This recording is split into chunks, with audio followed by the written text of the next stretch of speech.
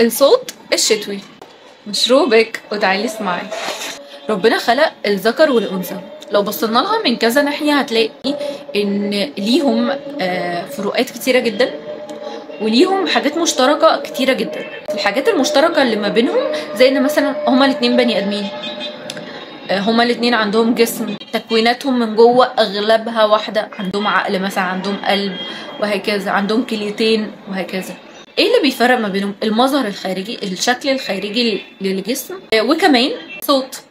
الصوت من الحاجات اللي نقدر نميز بيها بشكل كبير جدا ما بين الذكر والأنثى. يعني لو شخص أعمى يقدر يفرق ازاي ان هو بيتعامل مع ذكر او انثى بالصوت. فالصوت هو الفيصل بالنسبه لي، احنا ازاي نفرق ما بين الراجل والست. ليه بقى؟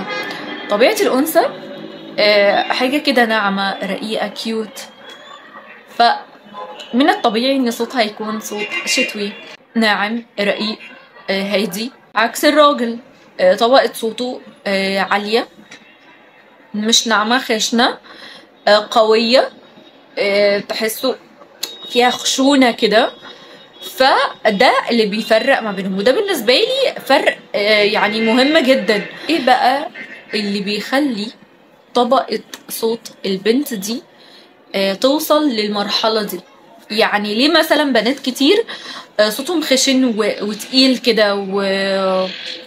ده لأسباب كثيرة جدا كثيرة جدا. أولهم هي مخلوقة كده، يعني هي طبيعة صوتها تقيلة كده، أو حاجة هرمونية، يعني هرمون الذكورة عندها أعلى.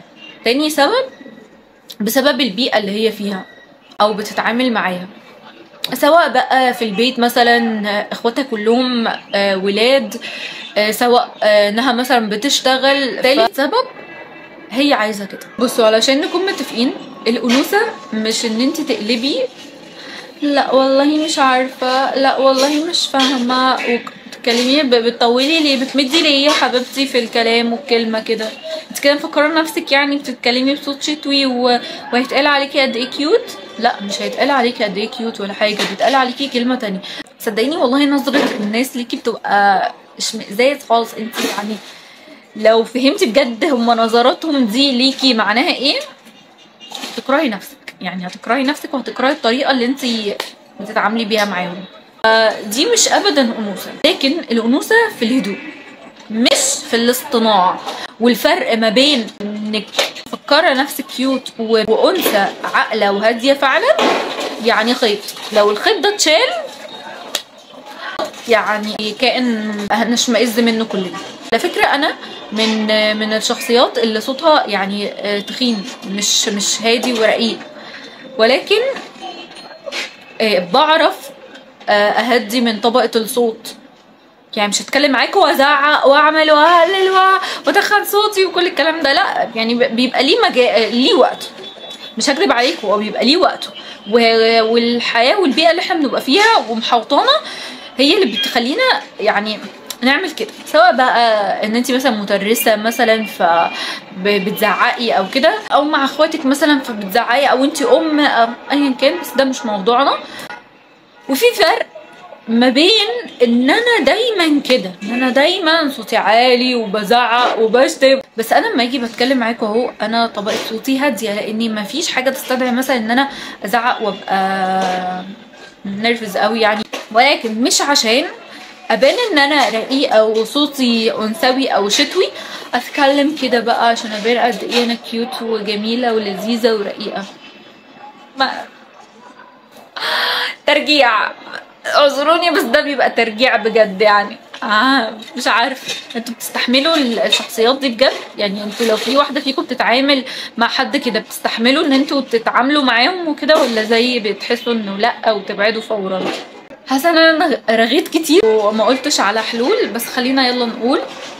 اول حاجه وده بيبقى حاجه مكلفه شويتين ثلاثه، وهي العمليات. بس دي بقى يعني بيلجأ لها البنات اللي يعني حرام خالص بقى، يعني خلاص هو مش نافع معاها اي حل، هي لازم تلجأ لعمليه تحسين الصوت وده وكده. بيبقى حاجه مكلفه شويتين ثلاثه، ولكن ده حل.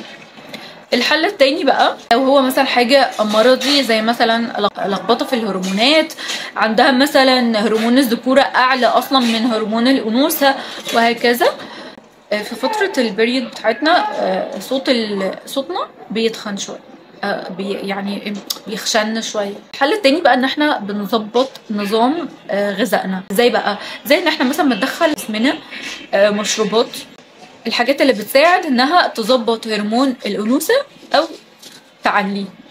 زي ايه اشهرهم مثلا في المشروبات؟ زي اليانسون مثلا. في الاكل مثلا زي التوت والحاجات، اي حاجه فيها بيري بقى، روسبيري، بلو بيري، اي حاجه من الحاجات دي. ده كده تاني حل. اول حل كان العمليه، تاني حل ان احنا بنظبط نظام اكلنا واحده واحده. بنحس اول ما هرمون الانوثه عندنا يتظبط هتبداي ان انت تحسي باختلاف في حاجات كتيره قوي في جسمك اتغيرت، اهمهم طبعا الصوت. تالت حل بقى اللي هم في بيئه محتمه عليهم يا عيني ان هم يتعاملوا مع رجاله كتير قوي، وخصوصا بقى لو اللي ليها اخوات ولاد ومضطره انها تتعامل معاهم زي كده. هتعملي ايه؟ هتظبطي اكلك، تبداي بقى تفهمي مش عشان تبقي واحده مسيطره ان انت تعلي في صوتك وتزعقي وتشتمي عشان اللي قدامك يخاف وما يحسش انك ضعيفه وتسيطري عليه او تسيطري على الوضع. لو انت مثلا مدرسه او كل الكلام ده، لا، مش دي خالص السيطره. الاعمال واصحاب الشركات المديرين وكل الكلام ده مش هتلاقيه دايما بيزعق، تلاقي العماله اللي شغاله معاه خايفه منه عشان هو غامض هادي وساكت، ملوش رد فعل متوقع، وعلى قد ما هو كده هو مسيطر. الناس بتخاف منه وعامله له اعتبار، فمش ابدا لا الزعيق ولا الاسلوب الشديد والشتايم والالفاظ البذيئه اللي بتتقال مثلا عشان اللي قدامي يخاف ويكش وكل الكلام ده، ده مش قوه شخصيه ابدا، ده بالعكس، ده قمه الضعف. مش علشان تكوني ترهبي اللي قدامك تزعقي وتخشني في صوتك. اعملي ايه بقى؟ زي ما قلت، خليكي هاديه، خليكي غامضه، ساعتها اللي قدامك هيخاف منك، هتقدري ساعتها ان انت تحافظي على طبيعتك الانثويه. الزعيق ده والعصبيه والتشنيج ده بعيدا عن انها صفات ذكوريه، يعني مع مرور الوقت هتتحولي لايه؟ هتتحولي لذكر في هيئه انثى. ما انت خدتي منه كل حاجه، خدتي منه الزعيق، خدتي منه الصوت العالي، خدتي منه الاسلوب القوي الصارم. القوة فعلا، قوة الشخصية زي ما قلت مش من الصوت العالي خالص. ان البنت دي مثلا هتعمل اللي انا قلت عليه، مش هتعلي صوتها، هتبقى غامضة صبورة، هتعرف تسيطر على قد ما تقدر تتعامل مع بنات، يعني على قد ما تقدر. بس بنات بقى، بنات فعلا اللي هم البنات، مش البنات اللي مثلا هيكونوا زيها في الوقت ده يزعقوا وكده، لا، البنات بقى اللي هم صوتهم هادي فعلا، انثويين اكتر. تبدا ان هي يبقى ليها وقت في يومها تعمل فيه روتينها كل حاجه بقى، كل سكين كير. الرقص على فكره بيعلي من طاقه الانوثه. في هنا برضو بقى بنات على اليوتيوب كده ليهم كونتنت كده يخليكي تحسي بطاقتك بقى الانثويه، فتحاول على قد ما تقدر ان هي تحاوط نفسها بكل الحاجات دي، علشان مع الوقت ما تنساش ان هي انثى وتنسى البنات بيتعاملوا ازاي. ما انت طول ما انت بتتعاملي مع رجاله وولاد بس هتنسي البنت اصلا بتتعامل ازاي. يبقى احنا كده خلصنا 3 حلول رئيسيين كده. ازاي بقى نتدرب على الصوت الانثوي، وايه هي بقى الحاجات اللي نعملها علشان يكون صوتنا انعم؟ اول حاجه من التمارين اللي ممكن تساعدنا بشكل كبير جدا على ان صوتنا يكون ناعم واهدى وانثوي اكتر، التنفس. احنا نعمل تمارين تنفس، نفس من البطن اكتر، يعني عارفين انتوا الشهيق والزفير بهدوء، وخلوا النفس يكون طالع من البطن. لو عملنا الموضوع ده بشكل منتظم وانتظمنا فيه فعلا هيخلينا اهدى، بتحسوا ان في استقرار كده في النفس. الموضوع ده هيخلينا نتحكم في صوتنا اكتر. حاجه بقى هنركز على نغمه الصوت ونخليه هادي وناعم. هنتجنب ان احنا نتكلم بحده وعصبيه وكل الكلام ده. على فكره احنا ممكن نزعق بس بهدوء، العظيمه مش مزعق والله بجد، يعني هنزعق يعني هنتخانق بس بهدوء. ممكن تشوفوها حاجه يعني ايه اللي انت بتقوليه ده وكل الكلام ده؟ لا والله، بس ما هو انا عشان عملت الموضوع ده انا قعدت سنه في الحوار ده، فانا حاسه ان الموضوع عادي فعلا. احنا ممكن نتخانق بس بهدوء وعقل، في نفس الوقت بناخد حقنا عادي وبنعرف نرد، بس ما بنغلطش نفسنا. يعني الهدوء ده بيخليكي ما تغلطيش نفسك وتاخدي حقك. ثالث حاجه بقى الاسترخاء. شدة الاعصاب والتوتر بيخلي الصوت خشن زي ما قلت، فخليكي دايما ريلاكس كده وهدي من نفسك.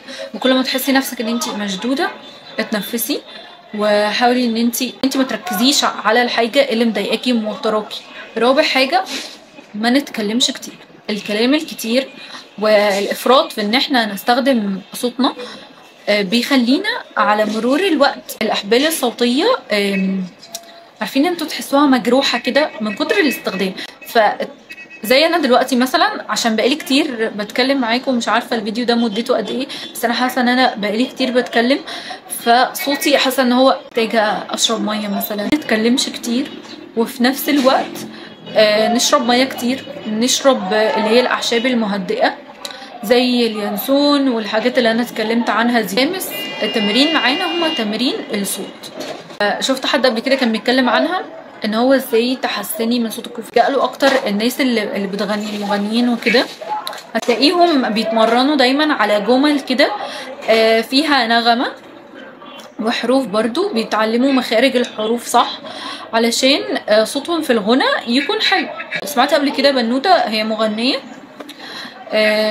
بتتكلم يعني وتقول ان انا صوتي كان تخين جدا، ازاي بقى صوتي حلو كده من غير موسيقى ومن غير اي حاجه، ان انا كنت بتدرب وبتمرن على مخارج الحروف وبمرن صوتي.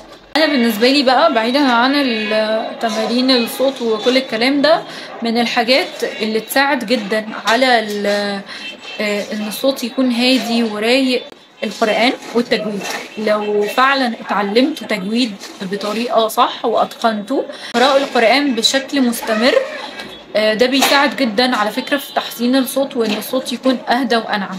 سادس حاجة دي الأخيرة وتقريبا أنا قلتها، يعني إن احنا نهتم بمخارج حروفنا، نخرج الحرف من مكانه الصحيح. حاجات في حروف بتخرج من الجوف، وفي حروف بتخرج من الحلق، وكل الكلام ده برضو لو درستوا التجويد هتعرفوا تخرجوا حروفكم بشكل صحيح. وبس كده وصلنا لنهاية الفيديو. أفكركم إن ما بين المائعة وما بين انك انثى هاديه وعاقله فعلا هو خيط، فاعرفي كويس قوي انت ماشيه في انهي اتجاه. وبس كده، السلام عليكم.